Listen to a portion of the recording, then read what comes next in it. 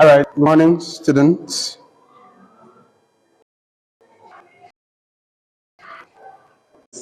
Very important. The reading of the play is very important. So once we are done with the discussion of Act 5, which is the last act, which contains the climax and the resolution of the conflict in the play, we will go on to read the play because the nature of the examination demands that you must read the play word for word and understand every aspect of the play before you go into the examination hall. Excuse me. So in Act 5, we have an instance of antithesis in the expression, it makes us or it mars us. It makes us or it mars us. That is antithesis. That expression is antithesis. The statement is made by Iago to Roderigo while trying to tell him that everything depends on his killing Cassio. All right? So if he fails, there are consequences. It makes us or it mars us. That's an instance of antithesis. An antithesis is a expression, a statement that has two parts, with each of the parts opposing the other.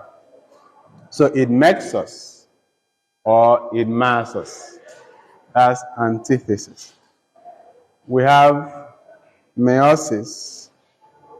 Meiosis is spelled M-E-O-I-S-I-S.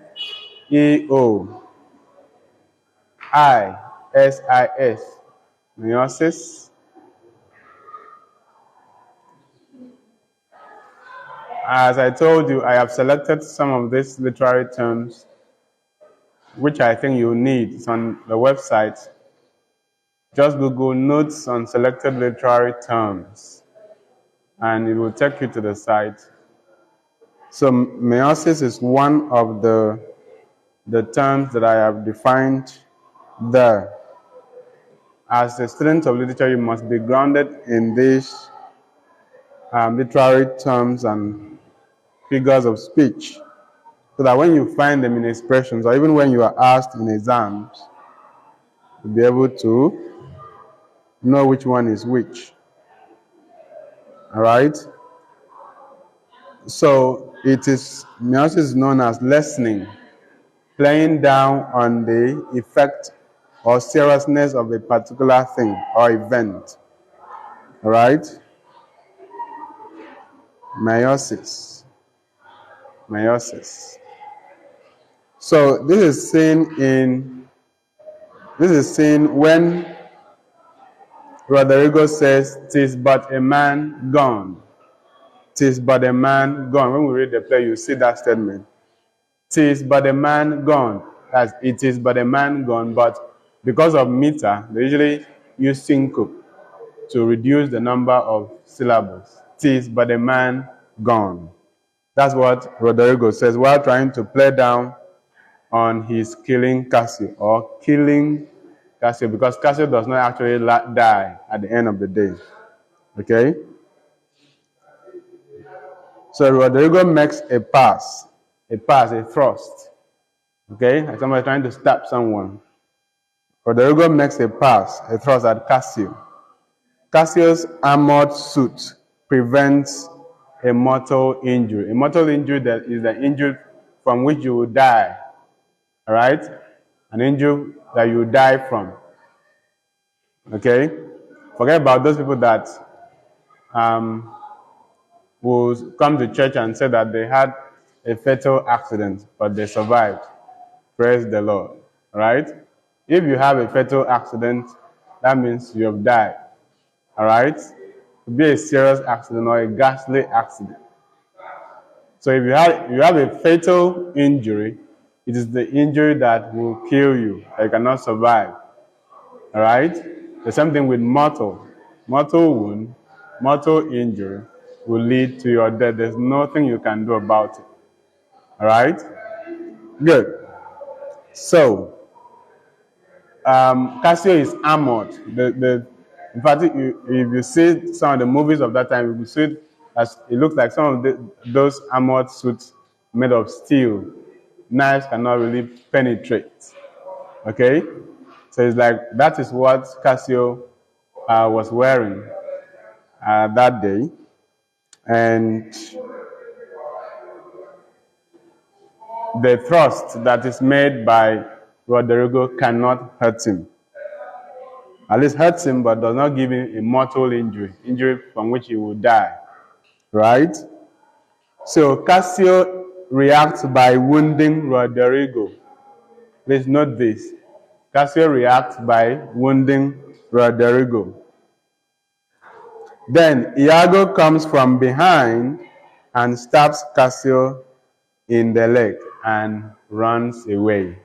Okay, I'll take that again. What happens is that, Rodrigo is not sure. Rodrigo does not really have a good excuse to kill Cassio. Cassio has not done him anything. It's just the manipulation of Iago, making him think that he will benefit from the death of Cassio, that makes him to try to kill Cassio. So when he tries to stab Cassio, he wounds Cassio, but the wound is not serious, right? The wound is not serious. So Cassio reacts by doing what? By wounding Roderigo.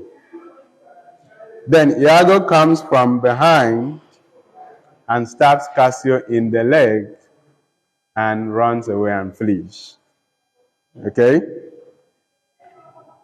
We have dramatic irony in the expression, "'Tis he, brave Iago, honest and just, thou hast such noble sense of thy friend's wrong." This is what Othello says to Iago, because at this point he thinks that Cassio has been killed. So he praises Iago for helping to kill Cassio. Then he leaves to kill Desdemona. He leaves to go and kill Desdemona, thinking that Cassio is dead, but Cassio is not dead. All right? Cassio is not dead. Now, Cassio and Roderigo keep crying for help. All right? Cassio and Roderigo keep crying for help in the night. It's in the night.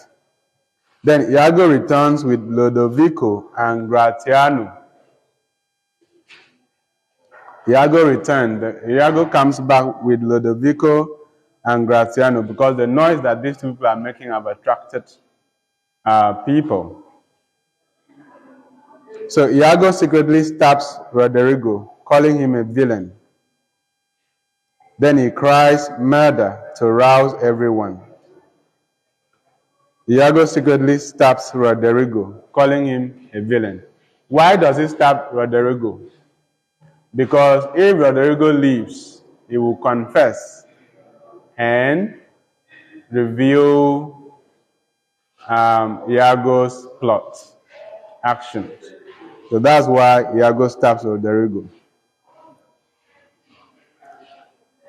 Bianca arrives the scene.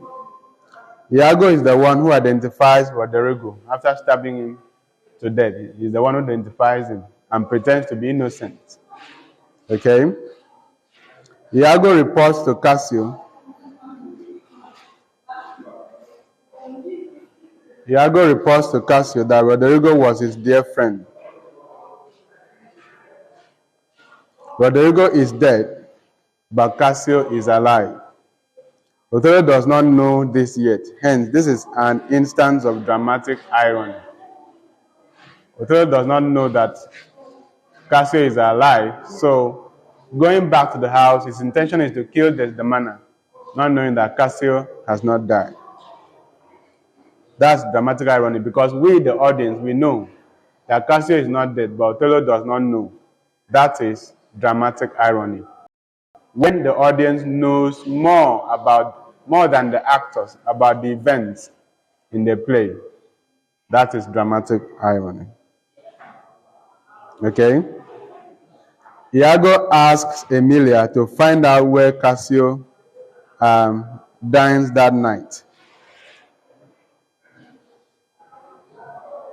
Bianca says he dined at her place. Iago wants to arrest her. Emilia calls her strumpet, meaning a whore. Bianca says, I am no strumpet, but of life and honest as you that does abuse me. Bianca tells Emilia that she's not a whore. Iago asked Emilia to go and inform Othello of what has happened. It is ironic that Othello kisses the sleeping Desdemona when his intention is to kill her.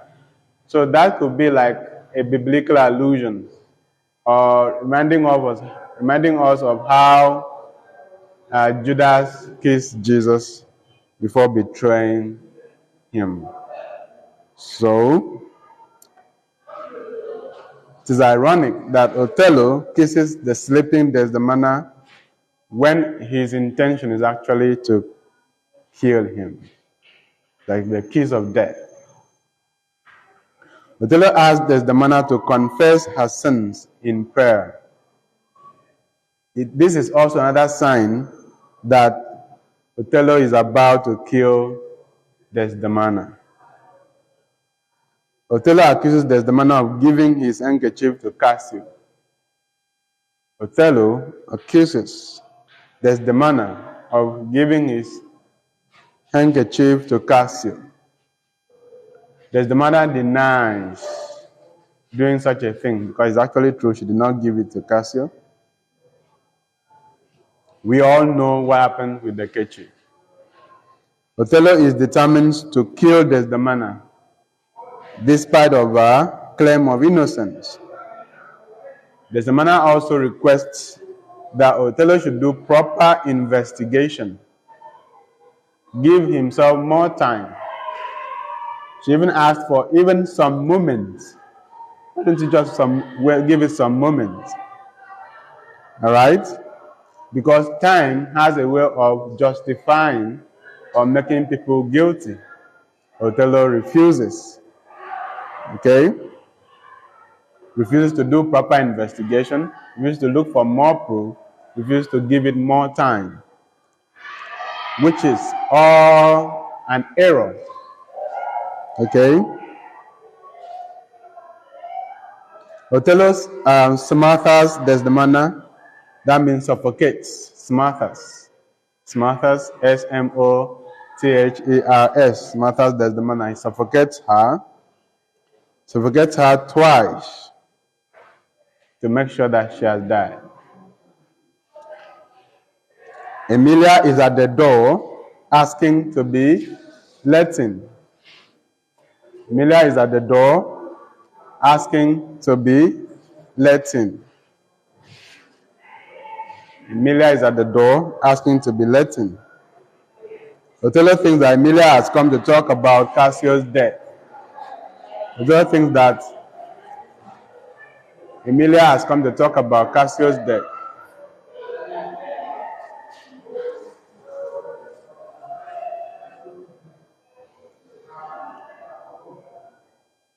We have simile in the expression still as the grave, still as the grave, still as the grave. S-T-I-L-L, still as the grave.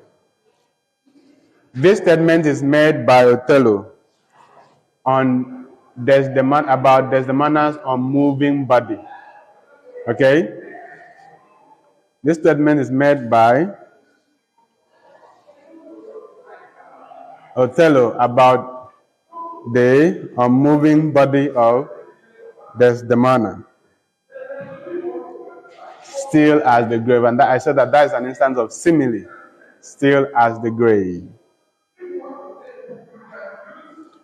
Othello finally opens the door for Emilia after moments of contemplation. Emilia reports Roderigo's death as if it was committed by Cassio. But that is the false information that has been sent across by Iago. Emilia reports Roderigo's death as if it was committed by Cassio.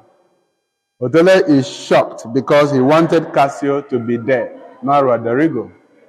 So he's shocked that Cassio is still alive. We have inversion in the expression, not Cassio killed. That's an inversion, a reversal of the syntactic order of the word. Not Cassio killed. That's what Othello says when he is told that Cassio has not died. Not Cassio killed. It's a shock. All right? It shocks him. All right?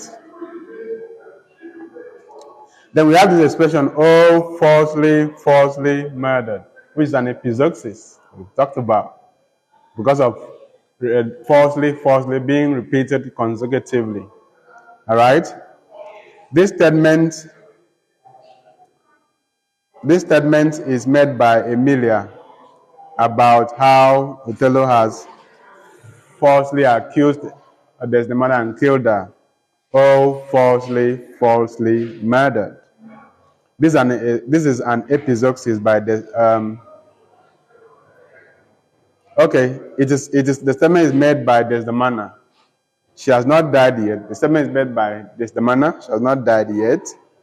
Okay, so this epizeuxis is made by Desdemona, whom we thought had died, but she has not completely died. So she says, oh, falsely murdered. So this cry by Desdemona piques the attention of Emilia, gets the attention of Emilia. All right? Because Othello did not want Emilia to know that Desdemona is in the room. So Othello tries to deny Desdemona's murder, but finally admits to doing it. Othello tries to deny the murder of Desdemona, but finally admits that he's the one who did it. We have metaphor in how Emilia compares an angel and Iago to a devil. In how Emilia compares Desdemona to an angel and Iago to a devil. Now Emilia compares Desdemona to an angel and Iago to a devil. Because when Emilia asked Othello why he killed Desdemona, Othello says that Iago told him, all right, of Desdemona's unfaithfulness. So that is why Emilia is comparing Iago to what? To a devil, and Desdemona to an angel. And sometimes in life is not fair. Sometimes good people get the worst treatment, while the bad people get the good treatment. That's the irony of life. Emilia defends Desdemona's name and honor against Othello's accusation of infidelity. Emilia defends Desdemona's name and honor against Othello's accusation of infidelity. Emilia says that she's sure that Desdemona has never cheated on Othello. Emilia even says that Iago, her husband, had lied against Desdemona when Othello says Iago is the person who reported Desdemona's infidelity. Emilia vows to expose Othello's vile deed, notwithstanding being threatened by Othello's sword. She raises her voice to inform people of Desdemona's murder. Emilia raises her voice to inform everyone so that she could be heard outside the bedroom. The shout brings in Montano, Gratiano, and Iago. The shout from Emilia brings in who and who? Montano, Gratiano, and Iago. Emilia questions Iago and asks him to prove to Othello that Desdemona was a whore. Emilia questions Iago and asks him to prove to Othello that Desdemona was a whore. Remember that all this time Iago has been using suggestion and insinuation. All right? Of which Othello, if he had discernment, would have seen through, would have looked for more facts and proof. So Emilia is now asking him to do what? To bring the proof. Iago says, I told him what I thought and told no more than what he found himself was apt untrue. Meaning that I didn't really, he was just using insinuation.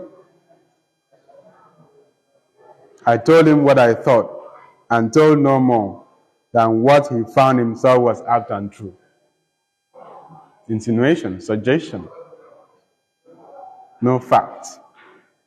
And yet, Othello killed his wife because of that. Iago eventually admits telling Othello that Desdemona was false. Iago eventually admits telling Othello that Desdemona was what? Was false. Emilia reports to the others that Desdemona lies dead in bed. And who are the others? Montano, Gratiano, who are coming with Iago. Othello falls on the bed crying, knowing he has made a costly mistake. That is the moment that Othello himself knows that he has fallen. Because he does not have a good excuse for murdering his wife. He has been played by Iago. Othello falls on the bed crying, knowing he has made a costly mistake. Then we have implied metaphor in the expression, lay thee down and roar. Othello is compared indirectly to a lion, but one making its dying cry. When a lion dies, it makes a final roar. So Othello is dying like a lion because he's a hero, but he's a fallen lion. So he has to make his final cry before he dies. So lay thee down and roar is an implied metaphor because Othello is indirectly being compared to a lion because a lion that roars, not a human being. All right? Again, when you read notes on celestial literary terms, you'll see some of the types of metaphors I've mentioned. The implied metaphor is one of them. And we have examples like this. Okay? Then Gratiano is mentioned as the uncle to Desdemona. Desdemona's uncle. Gratiano is Desdemona's uncle. Okay? His speech shows that Brabantio is dead after Othello admits of killing Desdemona. At this point, Gratiano's words reveals that Brabantio is dead. He is saying that he is wondering what would have happened if the man had lived to hear this kind of thing that Othello has done to his daughter. So at this point, Brabantio has passed away. Othello tries to use the handkerchief evidence, but Emilia vows to state the truth. Because I said during our discussion that the handkerchief was very important in making Othello believe that Desdemona was unfaithful. Okay? Now, Othello is trying to remind everyone of the handkerchief as the evidence of Desdemona's infidelity, but Iago, who knows the truth about the handkerchief, is ready to say it. Iago tries to stab Emilia at this point. But he is rebuked by Gratiano. Emilia tells the truth about the handkerchief. And what is the truth? She was the one who picked it up when it fell on the ground and gave it to Iago. So it is a lie that the handkerchief was found in Cassio's house because Desdemona gave it to Cassio. It's a lie. The truth is that Iago took it there.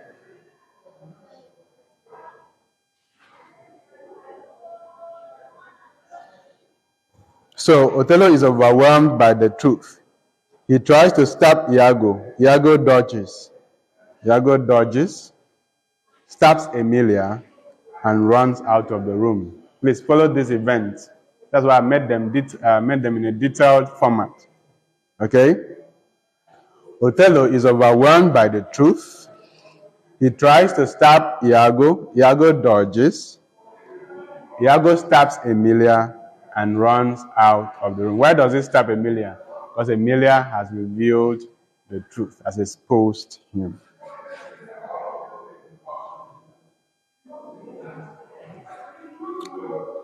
Montano disarms Othello. Montano disarms Othello. That means takes away his sword. But he does not know that Othello has another sword, all right, somewhere in the room, which he will use to kill himself. So they thought that they have collected all the swords that he had, without knowing that they have not. So Montano disarms Othello. Emilia asks to be led beside Desdemona as she dies. So Emilia dies, killed by her own husband, Iago, for telling the truth on him. Montano is going after Iago. Montano is going after Iago. They want to arrest Iago and bring him back. He asked everyone to guard the door and not let Othello out, because Othello is at this point suicidal, can hurt himself, can hurt everyone. Montano is going after Iago. He asked everyone to guard the door and not let Othello out. Montano and Gratiano go out. Othello acknowledges his lack of heroism. Othello says at this point that he's no more a hero. He said, I am not valiant, but every puny whisper gets my soul.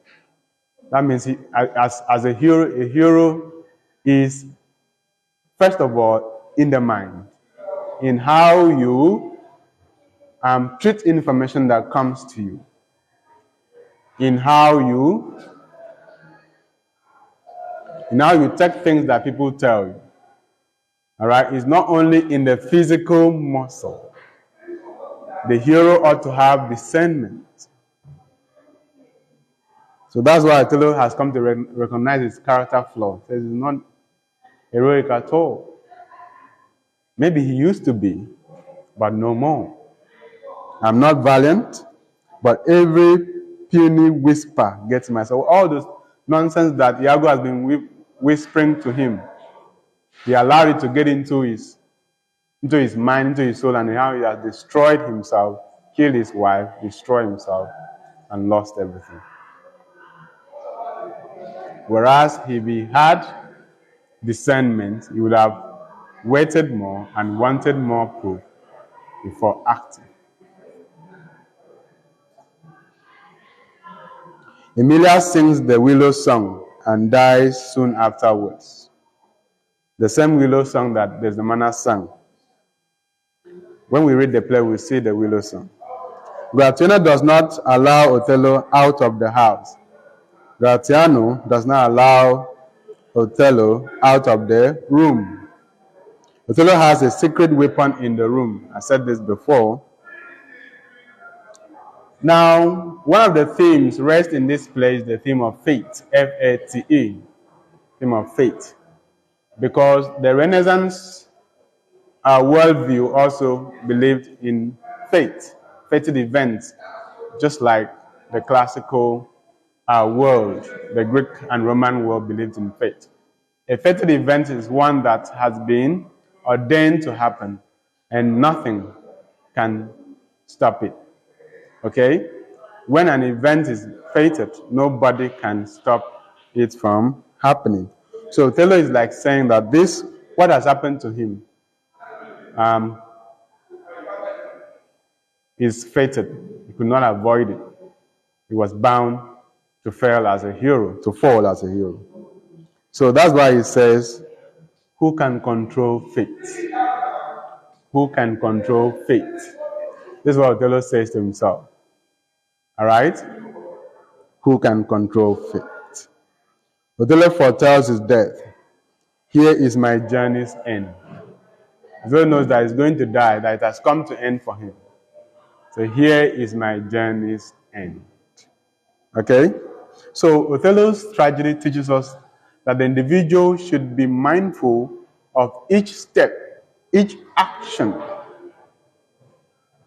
all right, that the individual takes, because the consequences can be imaginable when the actions accumulate. All right?